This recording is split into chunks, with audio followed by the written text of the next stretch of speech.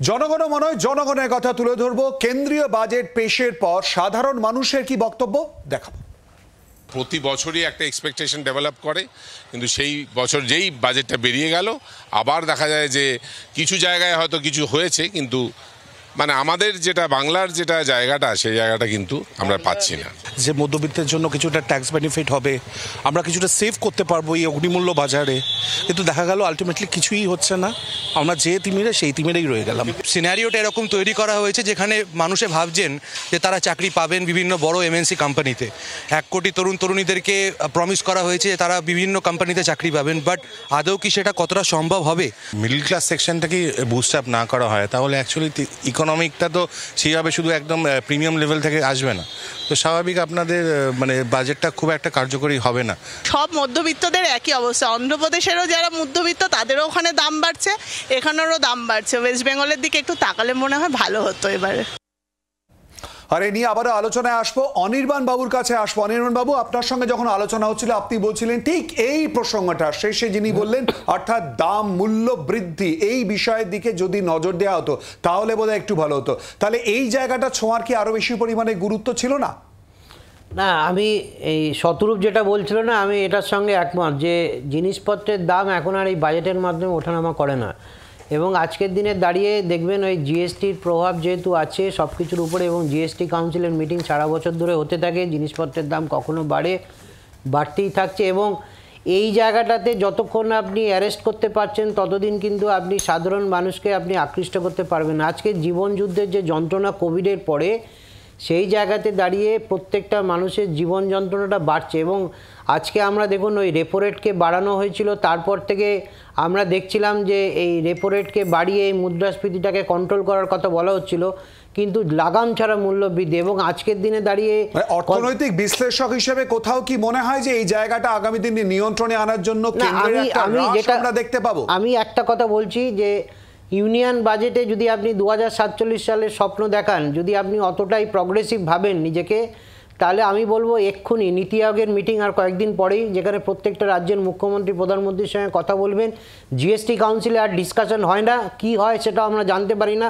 প্রত্যেকটা রাজ্য এবং প্রধানমন্ত্রী মিলে ঠিক করুক না যে এই পেট্রোল ডিজেল আর গ্যাসকে জিএসটির আওতায় আনা যায় কিনা। আমি বারবারই বলি যেটা ভারতবর্ষের অর্থনীতি জ্বালানি নির্ভর, এবং সেখানে পেট্রোল ডিজেল গ্যাসের দাম যদি লাগাম চাওয়া হয়ে যায় তাহলে কিন্তু আপনাকে রান্নাঘরে সেটা ডাইরেক্টলি আপনাকে হিট করে, এবং মধ্যবিত্তের রান্নাঘরটাই সব।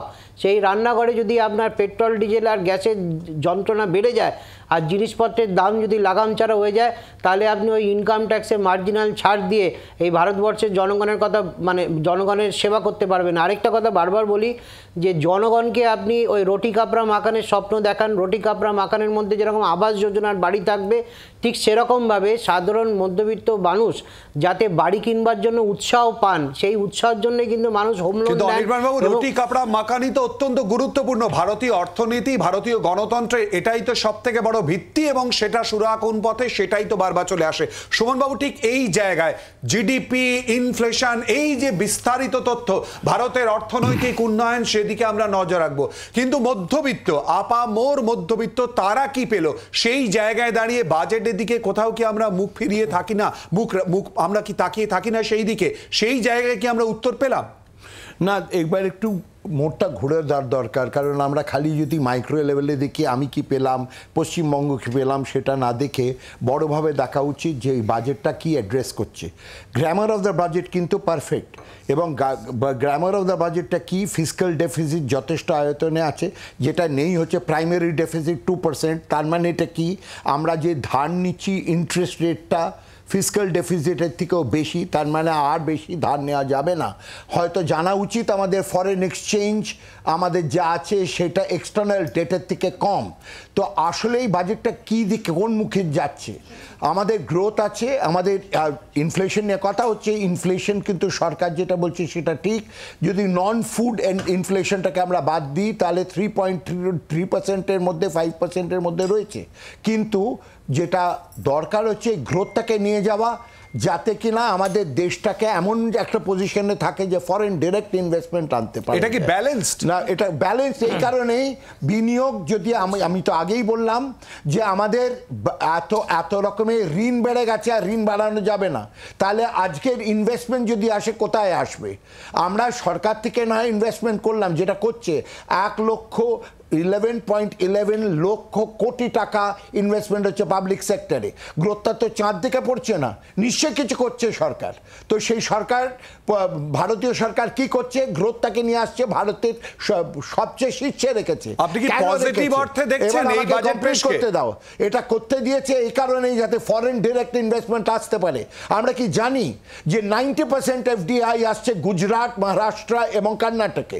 Do you know Bengal has come down to 0.7%, even less than Jharkhand.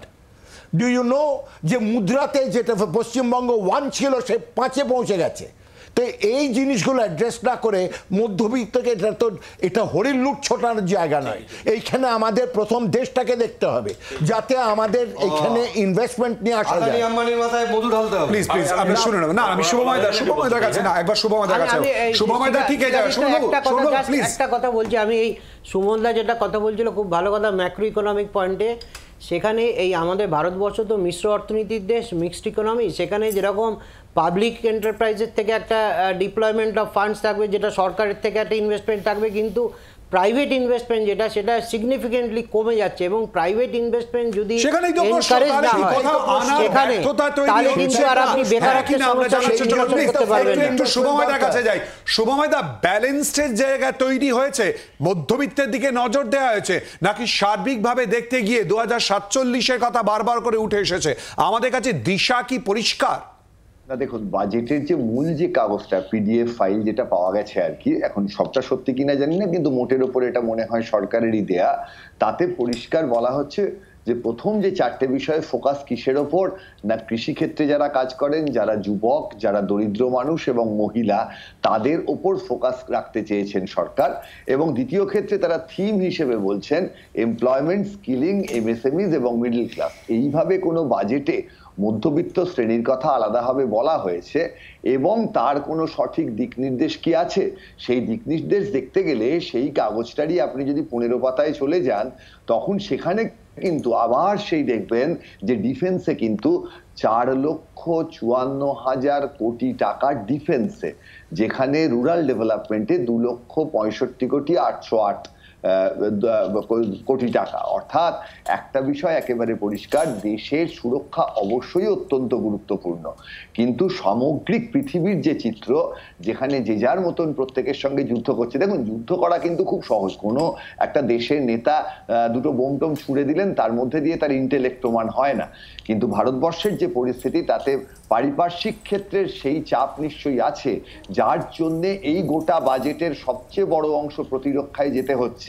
এটা শুধু আমাদের দেশের দুঃখের বিষয় নয়, আমাদের চারপাশে যে পড়শিরা আছেন বা সুদূর আমেরিকা আছে, যারা পাকিস্তানে গোলমাল পাকাচ্ছে বহু ক্ষেত্রে, এই ধরনের বিষয়গুলো মাথায় রাখতে হবে। অর্থাৎ একটা যুদ্ধবাজ পৃথিবীর যে চিত্র, সেই চিত্রে একটা দেশ যে কতটা চাপে পড়ে, কতটা ইচ্ছায় কতটা অনিচ্ছায়, সে কথা পরে আলোচিত হবে। কিন্তু যেখানে প্রতিরক্ষাকে সবচেয়ে বেশি গুরুত্ব দিতে হচ্ছে, খুব স্বাভাবিকভাবেই সেখানে শিক্ষা স্বাস্থ্যের গুরুত্ব কমবে। অর্থাৎ পৃথিবীর বিভিন্ন দেশের মধ্যে যে সামগ্রিক তাদের মধ্যে যে বন্ধুত্বপূর্ণ সহাবস্থান, সেটা না থাকার কারণে সারা পৃথিবীর প্রতিটি দেশ ভুগছে এবং আমাদের দেশকেও ভুগতে হচ্ছে। এবং প্রথমে যে কথাগুলো বড় করে লেখা হচ্ছে, গরিবের কথা, মধ্যবিত্তের কথা, সেই জায়গায় এই যে বিরাট একটা যুদ্ধের ঝনঝনানি, এই প্রতিরক্ষা, সেটা কিন্তু আমাদের একটা বড় টাকা খেয়ে নিচ্ছে। বাংলার আওয়াজ, বাঙালির আবেগ, জি 24 ঘন্টা।